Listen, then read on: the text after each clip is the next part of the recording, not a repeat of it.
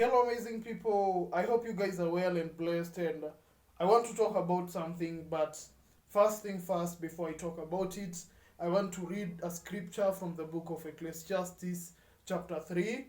And I'll just give you the topic we're going to talk about briefly after I read the Bible. Okay, so the Bible says this, and I'll read in the name of Jesus Christ. To everything there is a season and a time to every purpose under the heaven. A time to be born and a time to die. A time to plant and a time to pluck up that which is planted. A time to kill and a time to heal. A time to break down and a time to build up. A time to weep and a time to laugh. A time to mourn and a time to dance. A time to cast away stones and a time to gather stones. A time to embrace and a time to refrain from embracing. A time to get and a time to lose. A time to keep and a time to cast away. A time to rend and a time to seal. A time to keep silence and a time to speak. A time to love and a time to hate. A time of war and a time of peace. What profit hath he that worketh in that wherein he laboureth? Okay, so I want to speak something basically about the seasons of the young people in our lives, and especially for the season of, let me say, from 16 to 25 or 24, or I don't know, just the appropriate age, but most likely it's okay, 16 to 24. Okay, at this time, but most of us are adolescent, especially we are getting to puberty.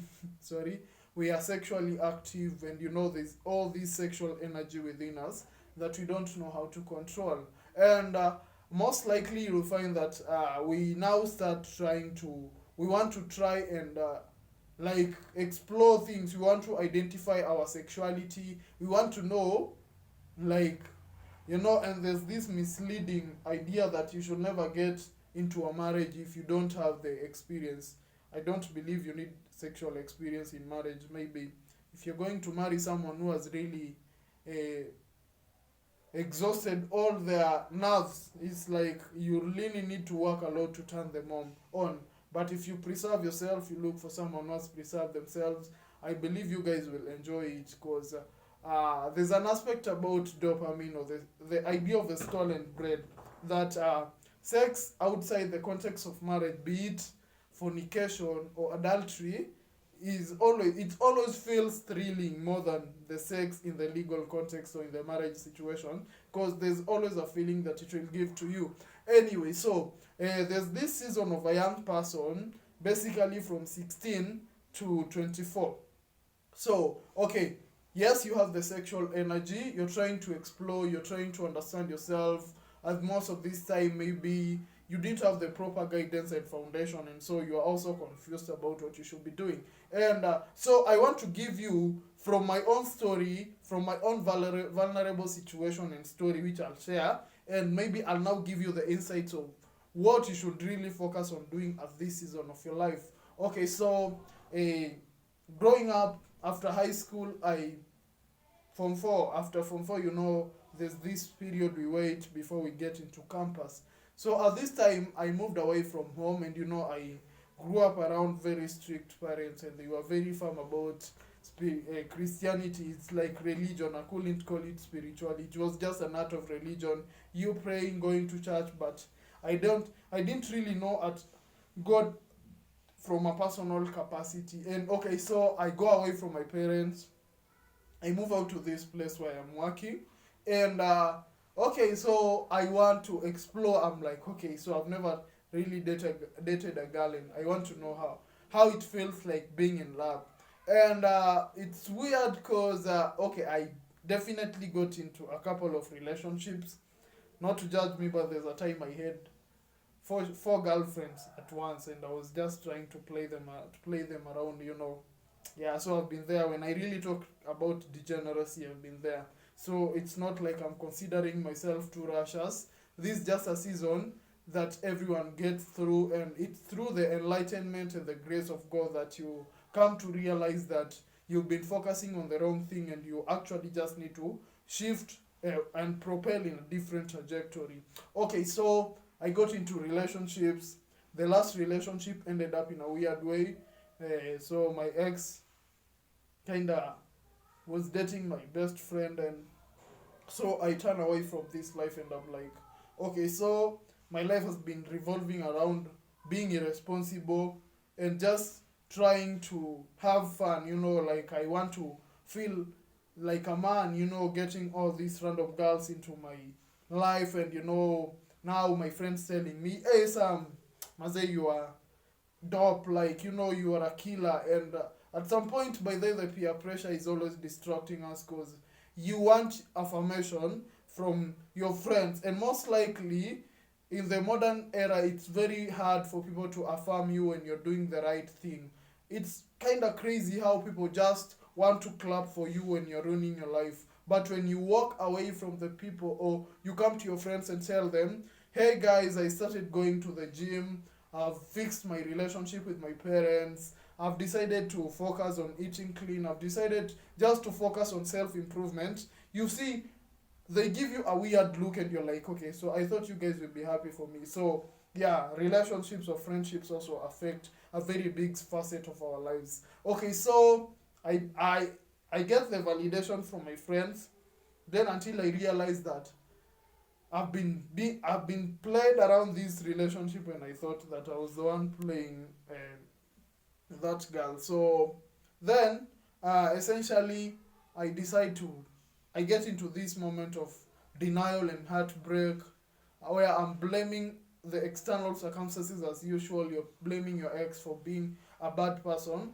Then you don't realize that it was just that you had invested in the wrong thing at the wrong time. Okay, so when I was in these relationships, at the back of my mind, I knew that sex before marriage was not an ideal thing, because I've given you the background about my Christian family, the Christian life we grew up in, and how we were just rooted family. And I could say this really helped me on how I grew up. Like, I just knew what was right and what was wrong, and what I was to apply, or what I was supposed to do, and what I ought not to do. And that was really stuck at the back of my mind till this day. And I really want to appreciate my parents. Yeah, it's been tough. It's really made me feel like I'm losing out, but it's propelled me into the right direction. And so, mom and dad, I really appreciate you guys for raising me in the way of God. I'll never regret anything that you guys, the sacrifices that you guys have made. Okay, so then I get into this point of heartbreak and denial. I'm going through pain, and it ultimately ended into depression, succumbing to porn and masturbation, and then at this vulnerable moment where I meet God, and I just decide like, enough is enough. I've tested the world, and I don't feel like it's really giving me the peace or the essence that I need in my life, or what I need to be focusing on as a person. Okay, so maybe to tie it around all these ideas like sex before marriage, relationships, like, why should we really just try to focus on ourselves as young people, and what can we do about all this sexual energy that we have inside ourselves to control our sexual urges and actually preserve ourselves? Okay, so I shared my story with my addiction, the addiction I had to pornography and masturbation. And if you've watched this channel for a while, you know that, you know my story, and you know that I really had a very pathetic life at that time. And yeah, I was just being a shitty person. That is basically the reality. I was just being a shitty person. I didn't own up my life. I wasn't just focusing on who I could become. I was just looking at my history. Oh, I came from a poor family. Oh, my parents raised me in a broken way, and so all this trauma I'm going through. It's just like I was blaming everything. And then I get to this point where enough is enough, and the only way I can become better is by focusing on making myself a better person. And there's a time I listened to the podcast by Chris Williamson. You can go and check out his podcast. He says that it gets to a point of a human being's life where the pain of staying the same is greater than the pain of improving. And so the only thing he has to do is to make efforts to improve his life. And so I get into, sorry, I get to that point, like hitting the rock bottom. And I believe by the way hitting the rock bottom, to most of us who have been into self improvement, this was a blessing in disguise. We needed to overcome our self sabotage circumstances. Yeah, so okay, so I get to kneel down and I tell God I can't just manage all this last and everything on my own. Okay, so then I'm like, I can't do it. And there's one thing God told me: you can't fight carnality with carnality. It's like the only way you're gonna become, you're gonna learn to tame your sexful or your sexual urges is by submitting yourself unto me. And by the way, when I was still at these preliminary stages of my relationship with God, God told me like, Sam, there's one thing I want, I need from you. And I asked God like, okay, so what is it? And God told me like, the only sacrifice I demand from you is you. And I was like, okay, so God, what do you mean by this? How do I become the sacrifice? Then he told me like, first of all, you have to listen to me.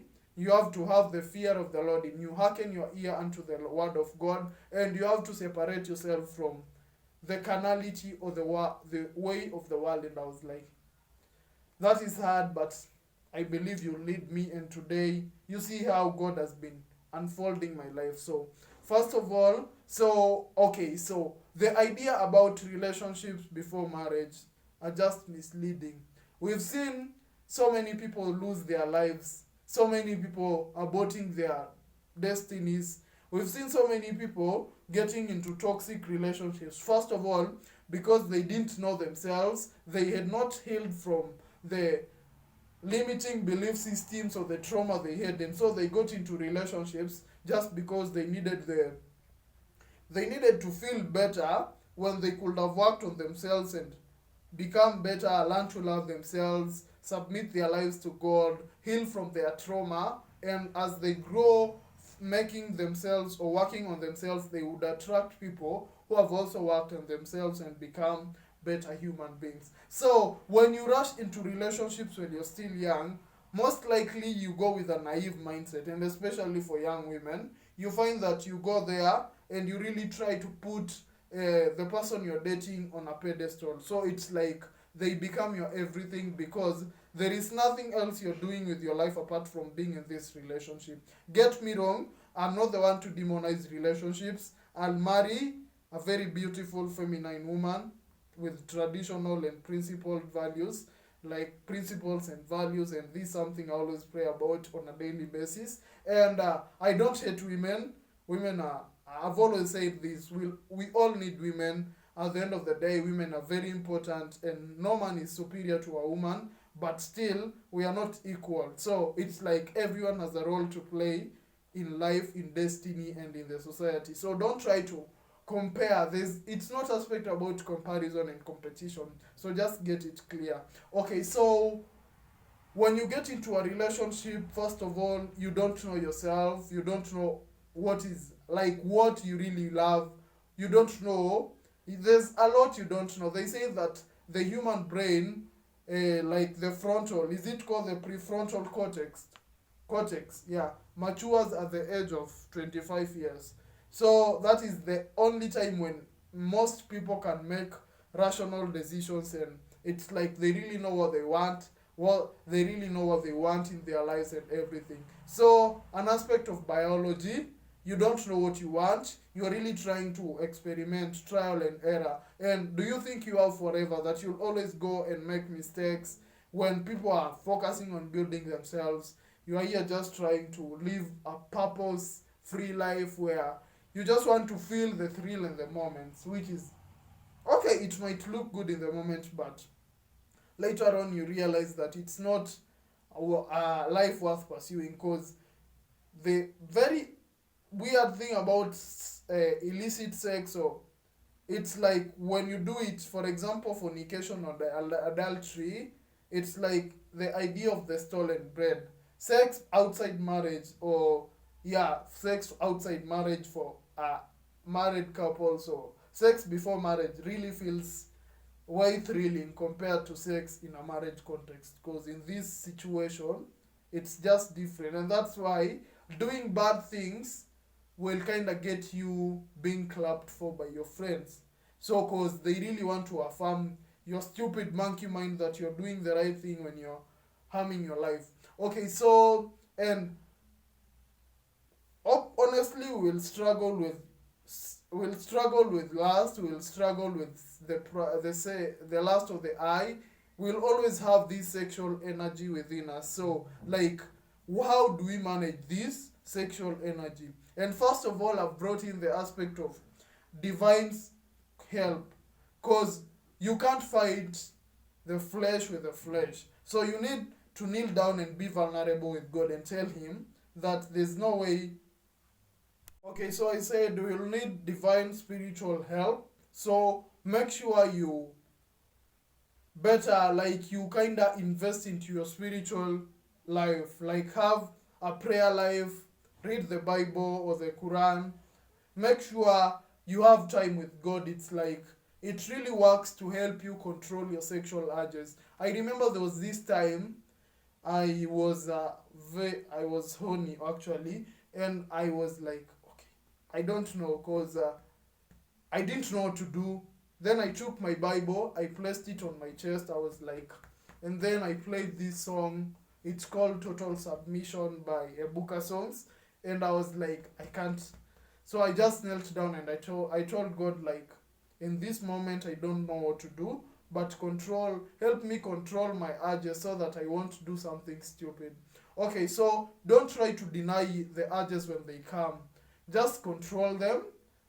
Make sure you allow them to stay in the moment. Don't try. It's not. You shouldn't feel guilty. You're human, and you'll always have the desire for sex. So it's only the context in which you use this, manifest the desire, that is wrong. But the desire was put in us by God. So don't try to feel guilty when the desire comes. Just learn to give it time. Learn to normalize it. For example, today when I go hard, I'm like, it's fine. I'm a human being. I have testosterone and it's okay. So then, okay, first of all, a strong spiritual life. Number two, don't try to label this feeling as bad or evil. The sexual energy exists for a reason. You'll need it in your marriage.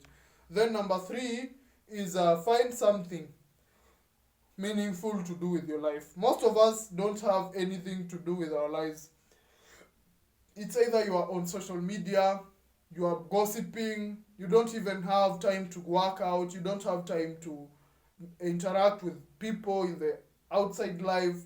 So you're on social media, and social media has really plowed into this sexual lust, because when you go to TikTok, you go to Instagram, and I talked about this, so I won't repeat. You see soft couple, like people are just posting pictures like they're naked. You see these girls twerking, and then so it gives you this desire, and the desire is now exaggerated because it's been triggered. So I need you to first of all cut off the trigger points, because okay, the sexual energy will always come in the natural scope, and you'll find that in the natural scope you'll have the capacity to manage it, because when you submit your life to God, God said that he won't give you desires that you can't manage. So focus first of all on God. Number two, you shouldn't feel weird when you get horny, because it's normal. Number three, cut off all these trigger points, so the things that tend to exaggerate your sexual energies. So eliminate them. If it's TikTok, if it's social media, unfollow those socialites that have been giving you these triggers. Then number five, find something good to do with your life. Connect with people. Volunteer to do activities. Don't just stay in the house. You watch porn because there is nothing else meaningful in your life. Go out, start working out, meet out people in the social life, and try to interact with people. It helps you desexualize your brain. Find something that you can do in your life. It's not all about sex. Life is more than sex. Life is more than falling into the dopamine thrills and just being this Ooh, it's like you're just moved. You see the way the windsock follows the direction of the wind. So that's basically you. You feel like you're horny, you go. You feel like you want to take junks, I'm here. You feel like you want to go and take alcohol, or your friends tell you, come, let's go, you follow them. Then at the end of the day, you get to your 30s and you're regretting, because while people are building their lives up, you're wasting yourself and you're really laughing at them. You're like, oh, you guys are really living a miserable life. Okay, let's put a timeline here.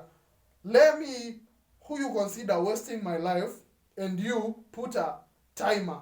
And in 10 years, let us all come back here and look at who was wasting his life and who was really living a meaningful life or having fun the way you say. Let's just take, not even 10, let us put at 6.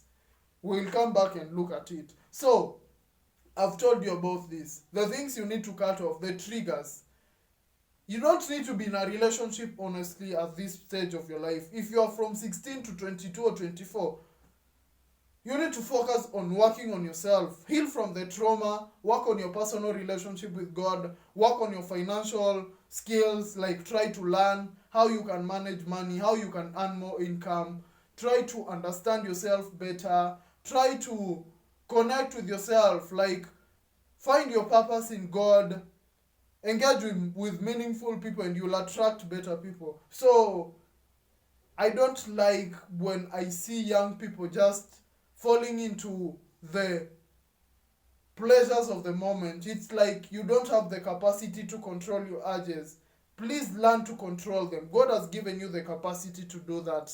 And basically, pray for your life. Pray for the marriage you want to have. I remember every time I'm praying, mostly, there's this time I always just pray about my wife. And you should also study about relationships, by the way, because it will be of no need you keeping your life, then at the moment you are now ready for marriage, you go and marry these degenerate people. So learn about the human nature, learn how relationships work, then rely on God's guidance for everything you do, and your life will be actually better. So young people, let's learn and realize that we can control our sexual urges. Don't fall a victim to your sexual pleasures. It's like they just take you. You're taken. Someone comes to you. Some girls are very, I don't know what's wrong with you. Like, you listen to someone's story and you're just disgusted. I'm not trying to hate you, but don't you even love yourself? Don't you have any dignity? Don't you have any sense of worth that you just go around sleeping with anything that you see? Okay, I see this guy. As long as he has the manhood, you're going. The man here, any girl that has the sexual anatomy, you're just chasing them. Then what are you doing with your life, honestly? So unlearn this idea that you need to chase people, you need to be in a relationship just because your friends are in one. If you're not ready to be in a relationship, work on yourself and pray. Be patient until that time that you'll be ready, and God will help you. God will never fail you. God has never disappointed you at any time. So learn to trust in God. If there are these people who are really pressurizing you to get engaged in degenerate activities, just cut them off. Focus on your life and focus on God. Have people who challenge you to become a better person. Until next time, guys, I'll see you and take care. Remember to pray. Remember to fix your life. Remember to remember to commit your life to God, and remember to hydrate. Peace.